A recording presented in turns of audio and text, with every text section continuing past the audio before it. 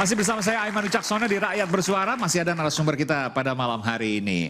Saya ke Bung Adi dulu deh, Bung Adi lama tadi nunggu. Saya ingin tanya, pertanyaan sebenarnya sama, tapi ini dari sisi pengamat lah. Bung Adi Prayitno, Anda menilai bahwa pemilu 2024 ini adalah pemilu yang terburuk, yang tidak baik-baik saja, yang pernah ada di negeri ini? Ya, Bang Aiman, saya itu tipikal orang yang kalau nggak diminta ngomong, nggak ngomong. Sekalipun dari tadi sebenarnya agak gatal ya. Ini kan gatal yang bagian mana nih? Ya banyak hal lah, ini kan soal akhlak berdialog aja. Karena kebetulan saya anak pesantren harus sami'na wa ta'na kepada senior. Itu yang pertama. Nah yang kedua, saya tidak bisa membandingkan apple to apple 2024 dan 2019 atau dengan pemilu-pemilu sebelumnya. Soal pemilu mana yang paling berkualitas dan pemilu mana yang paling buruk. Tapi satu hal, di 2024 ini saya selalu mengatakan ada cacat bawaan yang tak ada dalam pemilu-pemilu sebelumnya. Apa itu? Proses di Mahkamah Konstitusi. Okay. Ini tidak terjadi di 2019, ini tidak terjadi di 2014 dan tidak pernah terjadi dalam pemilu langsung pasca reformasi. Sejak zaman SBY, sejak zamannya Jokowi. Baru di 2024 ini proses pemilu kita cacat bawaan. Karena ini adalah cacat bawaan, saya hakul yakin ini melampaui proses-proses politik soal siapa yang menang jadi presiden, ini akan melampaui siapa yang menang jadi pemenang di saya harus tanya gini, saya harus fair juga. Cacat bawaan oke, itu satu hal, tapi apakah itu kemudian bisa kita katakan bahwa seluruh pemilu 2024 ini curang? Indikasi-indikasi kecurangan kalau kita menggunakan terminologi undang-undang dan hukum sulit untuk dibuktikan. Sulit untuk dibuktikan? Sulit untuk Kenapa? dibuktikan. Tapi kalau pakai parameter-parameter persepsi publik, common sense, saya kira kecurangan-kecurangan, indikasi-indikasi kecurangan itu banyak dan nyata. Misalnya soal politik uang, misalnya soal politisasi bansos. Tunggu, saya kritis nih Bung Adi. Kan itu Anda kecurangan. Anda mengatakan sulit untuk dibuktikan, tapi banyak indikasi, itu dua kontradiksi tuh. Betul, satu Bang Aiman, dalam undang-undang itu disebutkan bahwa politik uang itu adalah memberikan uang dan barang untuk mempengaruhi pemilih. Kalau memberikan uang dan barang, niatnya ingin masuk surga, itu bukan politik uang. Dan itu yang terjadi di depan mata kita. Kalau ada calon ngasih sembako, ngasih kerudung, ngasih uang, dan tidak diniatkan untuk mengajak sang calon, tidak berkampanye menyampaikan visi misi untuk yang calon, sampai kiamat sekalipun dibawa ke Bawaslu, dibawa ke Mahkamah Konstitusi, ini dianggap bukan sebuah pelanggaran. Kalau ada calon ngasih minum gratis, makan gratis, kerudung gratis, jangan pernah berharap ini dianggap sebagai sebuah tindakan pelanggaran pemilu. Kalau tidak disertai dengan kampanye dan ajakan. Yang terjadi saat ini? Dan yang terjadi itu saat ini. Oleh karena itu. Jadi tidak ada ajakan maksudnya? Ini salah satu. Kasih tapi tidak ada ajakan? Anda mengatakan bansos maksudnya? Betul, termasuk bansos, termasuk pemberian logistik. Kalau itu diniatkan untuk tidak mendukung salah satu calon dalam transaksi pembeliannya, itu tidak bisa dianggap sebagai sebuah pelanggaran dalam pemilu. Ini rumitnya. Saya selalu mengatakan di depan siapapun, termasuk mahasiswa di kelas, DPR dan pemerintah ke depan harus membuat regulasi yang jelas soal politik uang. Satu, politik uang memberikan kerudung.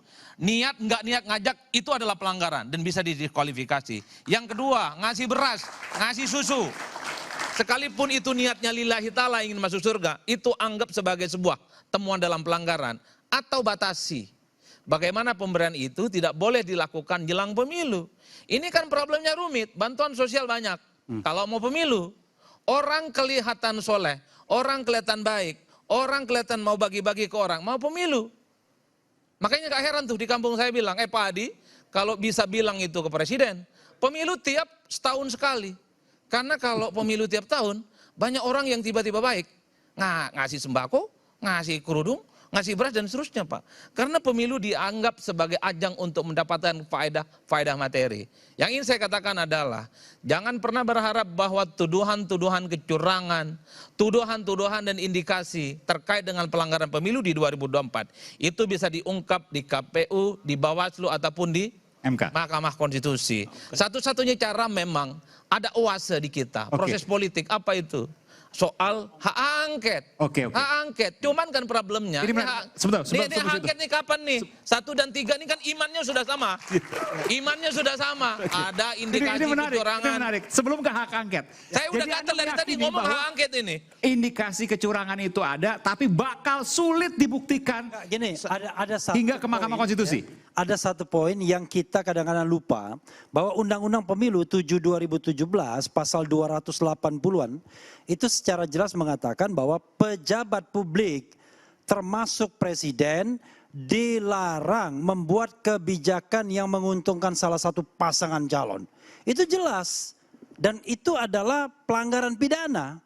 Pertanyaannya adalah kita tes misalnya, testing the water. Kira-kira kebijakan mengeluarkan bansos itu, yang dirapel itu kebijakan yang menguntungkan pasangan calon atau enggak? Kan begitu. Ngukurnya dari mana, Bung Refli? Ya sekarang pertanyaannya adalah, Anda tanya hati nurani dulu dong, sebelum kita lihat fakta-fakta. Tapi susah tuh untuk Ya kan? dibuktikan kalau hati nurani. Oh iya, tetapi kan nanti kita akan lihat bagaimana dampak bansos itu bagi kemudian proses pemenangan. Misalnya, lalu kemudian apa yang dilakukan. Iya, saya baca misalnya di hasil Litbang Kompas. Nah, 51 juta. Iya, tapi tidak mempengaruhi pemilih bansos itu. Siapa bilang? Hasil Litbang Kompas. Oh, tetap mempengaruhi pemilih tapi persentasenya kan? Sama, maksud Iya. saya presentasinya rata. Iya, Artinya itu tidak kan menguntungkan paslon tertentu. Tapi itu kan satu sumber kan? Iya. Tapi sumber lainnya kita juga harus uji. Karena itu kemudian kalau kita bicara tentang proses pembuktian itu membutuhkan waktu, membutuhkan konsentrasi. Kita nggak bisa pakai pembuktian omon-omon begini, kan begitu? Karena itu ada forumnya, tapi ada ayat-ayatnya. Salah satu ayatnya tadi saya katakan, tidak boleh membuat kebijakan yang menguntungkan salah satu paslon. Oke? Itu premisnya. Tapi kemudian apakah premis itu nanti kita bisa buktikan? Ya maka kita kerja dengan pembuktian itu. Keyakinan kita mengatakan 01 bahwa yang namanya bansos, semua PKH dan lain sebagainya menguntungkan 02, kan begitu. Nah nanti kita akan buktikan apakah memang inline dengan pembuktiannya di Mahkamah Konstitusi atau di hak angket nanti. Ya, Bang Aiman begini, terlepas siapapun yang jadi presiden di 2024, terlepas siapapun partai yang akan memenang pileg, diskusi soal MK-MK, diskusi soal bansos yang saya kira cukup luar biasa di jelang pemilu ini akan menjadi perdebatan yang cukup luar biasa dan bahkan akan menjadi judul skripsi teman-teman kita yang ada di depan ini. Itu yang saya sebut bahwa perdebatan kita malam hari ini beyond soal elektabilitas, beyond soal siapa yang jadi presiden. Oleh karena itu penting bagi saya menegakkan prinsip demokrasi bahwa para politisi, aparatus kekuasaan, kontestan, kan ini seakan-akan tidak pernah takut kepada manusia, Pak. Ini nggak bisa diungkap, nggak bisa dibuktikan, jadi mereka bisa sewenang-wenang untuk melakukan kecurangan-kecurangan itu.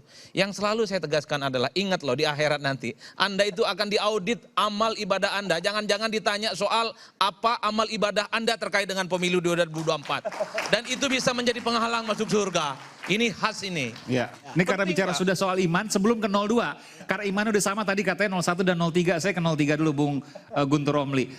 Ada indikasi kecurangan tapi pasti bakal sulit untuk dibuktikan hingga ke Mahkamah Konstitusi. Makanya dibuat angket.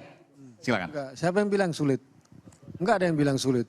Bung Adi tadi bilang. Kita akan buka nanti itu di MK dan itu yang akan kita buka di hak angket.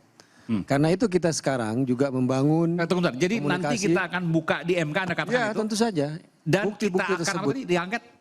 Angket juga, diangket. Oke, angket Kita akan fenomenanya, buka. Ya. angka-angkanya di MK, kurang Ya, lebih begitu. Yang jelas hak angket itu kan forum ya untuk bisa dievaluasi bagaimana soal kebijakan perundang-undangan itu dijalankan. Nanti kan kalau ada keganjilan kan kita juga harus menyertakan apa saja yang disebut dengan keganjilan, keanehan, kecurangan, bukti kan kita buka semuanya itu. Tapi kan Baik kalau di DPR bicara ataupun angket di oke lah, fenomena dan kecurangan bisa dibuka. Tapi kalau bicara Mahkamah Konstitusi kan harus ada data, angka yang jelas. Apakah kemudian mempengaruhi suara dan lain sebagainya. Begitu detail. Ya. Oh, itu saya harus jawab kalau begitu. Jadi Aiman ya, kalau orang mempermasalahkan angka-angka, itu dia belajarnya baru halaman pertama atau bab pertama, ya kan? Jadi sejak MK memutuskan sengketa Pilpres 2004, saya waktu itu menjadi asisten hakim, MK sudah ngomong hal yang sifatnya kualitatif. Pada waktu itu Wiranto mempermasalahkan kecurangan di 26 provinsi. unfortunately tidak ada yang terbukti. Oke. Semuanya ditolak, itu kuantitatifnya. Tapi kualitatifnya, kemudian MK menuliskan pertimbangan-pertimbangan yang sifatnya kualitatif, soal IT dan lain sebagainya, yang sebenarnya itu tidak ada kaitannya dengan suara. Nah karena itu saya mengatakan, MK itu the guardian of the constitutions. Dia penjaga konstitusi. Jangan dikecilkan peran MK hanya sekedar mahkamah kalkulator. Kalau MK misalnya mengecilkan dirinya sebagai mahkamah kalkulator, waduh, saya merasa menyesal. Tapi ada kan itu harapan negarawan yang Anda, jadi hakim konstitusi. Bung Refli, pada faktanya 2014, 2009 bahkan 2009, 2014, 2019, ya seperti itu harus ada Ya, angka. sekarang saya tanya, Anda baca nggak permohonan 2014-2019? Sebagian pasti ya. Tapi Ya. kan kita lihat bahwa saya angkanya. hatam bacanya 2014-2019. Permohonannya memang tidak convincing, tidak meyakinkan. Oke. Dalam segi kuantitatif tidak meyakinkan, kualitatifnya juga tidak meyakinkan. Sekarang pertanyaannya adalah, kalau hakim disodorkan pada permohonan yang tidak meyakinkan, saya tahu kenapa tidak meyakinkan, karena waktunya terbatas. Jadi 3 gini, hari. keputusan untuk membawa ke Mahkamah Konstitusi itu baru dilakukan beberapa hari sebelum pengajuan permohonan. Saya tahu teman saya yang membuat permohonan itu, dan saya mau diajak tapi saya tidak mau. Karena itu tidak banyak kesempatan bagi pemohon untuk eksplor. Nah sekarang insya Allah akan jauh lebih banyak waktunya, ya kan? Insya Allah, saya bilang insya Allah. Saya yakin Bung Vigai sudah punya jawaban, ada satu kertas yang akan dijawab, Bung Fahri juga, tapi jeda dulu. Kita akan kembali saat lagi, tetaplah bersama kami di Rakyat Bersuara.